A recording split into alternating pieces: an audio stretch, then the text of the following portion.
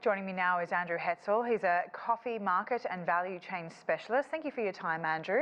Now, coffee has been popular, of course, in the West for 150 years or so, but given China is traditionally a tea-drinking culture, the emergence of coffee is fairly recent in comparison. What led to this shift?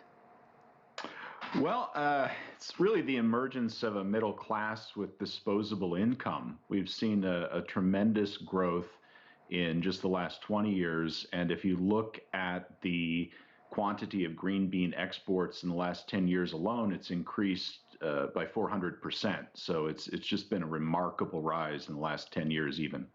So there's a classist sort of aspect to drinking coffee, would you say? Yeah, absolutely. There's certainly exposure, which begins with instant coffee, which has historically been the primary market in China. But within the coffee industry, instant coffee is really like training wheels. You know, it gives the culture exposure to the product, and then as tastes mature, they grow into green coffee imports and roasted, fresh roast and ground coffees like you're seeing today. Today, Starbucks dominates the Chinese coffee market, am I right? From what you're saying, and also from the report we just watched, there's also kind of an increase of more boutique flavors. Is Starbucks still a strong feature of this coffee culture you speak of?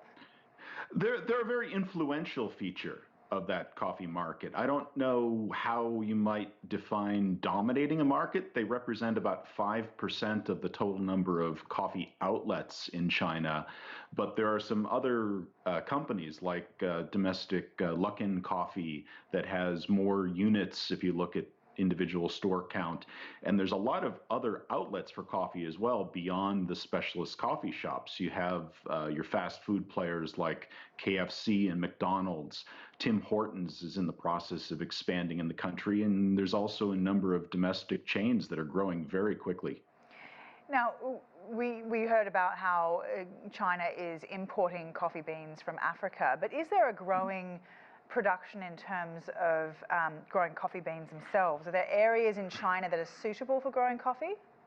Absolutely. There's a lot of coffee that's grown in the Yunnan province. About off the top of my head, about 20% of what's consumed in the country. Not all of it is consumed because it's also very desirable outside of China as an export. The main limitation there is labor and making coffee farming competitive relative to some of the more efficient and highly productive countries like Vietnam and Brazil, who can produce a lot more coffee a lot more cost effectively than even domestically.